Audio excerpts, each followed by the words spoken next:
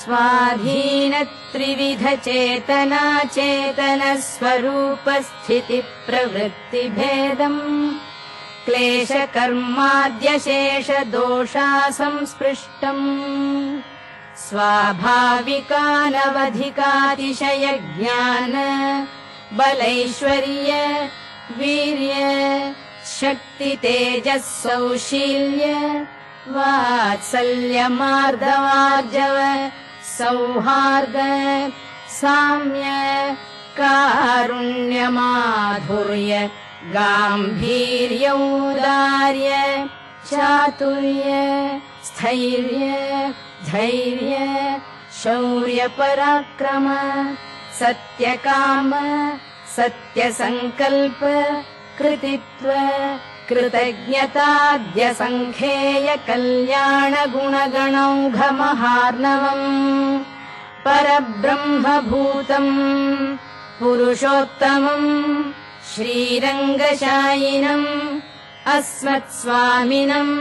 प्रबुद्ध नित्यनियाम्य नित्यदास्यैकरसात्मस्वभावोऽहम् तदेकानुभवः तदेकप्रियः परिपूर्णम् भगवन्तम् विशदतमानुभवेन निरन्तरम् अनुभूय तदनुभवजनितानवधिकातिशय प्रीतिकारिताशेषावस्थोचिताशेषशेषतैकरतिरूप नित्यकिङ्करो भवानि स्वात्मनित्यनियाम्य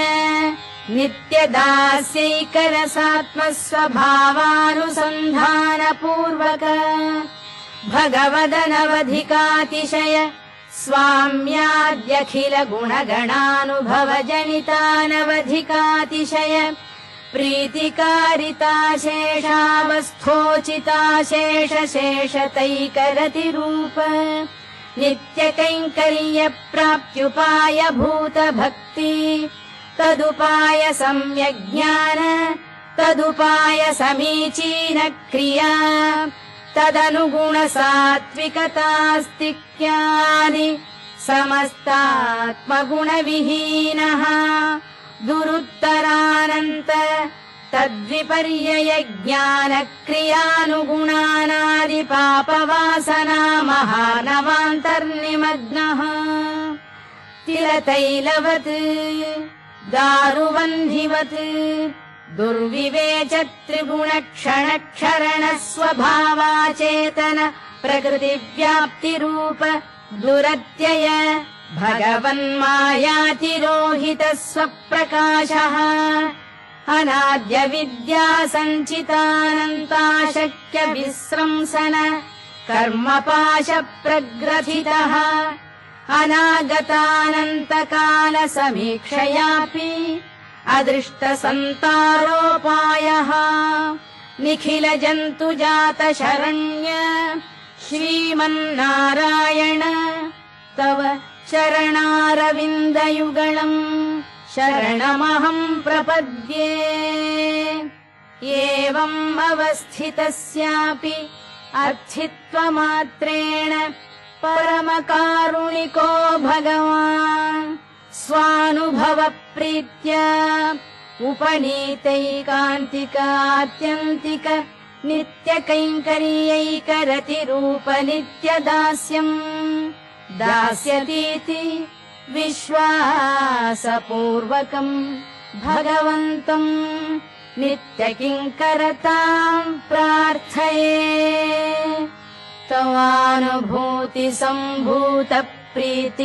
तवानुभूतिसम्भूतप्रीतिकारितदासता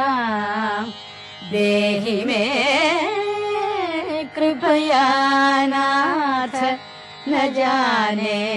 गतिम् अन्यथा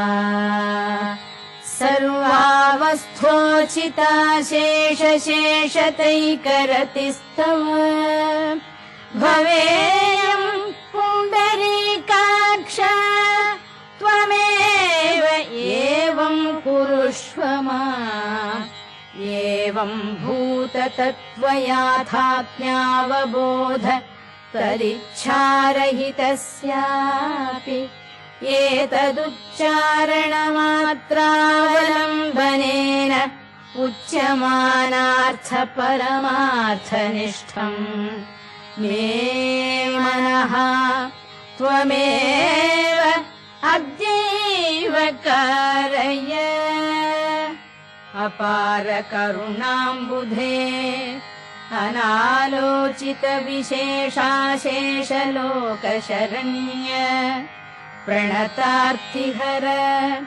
आश्रितवात्सल्यैकमहोदधे अनवरत विदित निखिल भूत जात याथात्म्य सत्यकाम सत्यसङ्कल्प आपत्सख काकुत्स्थ श्रीमन्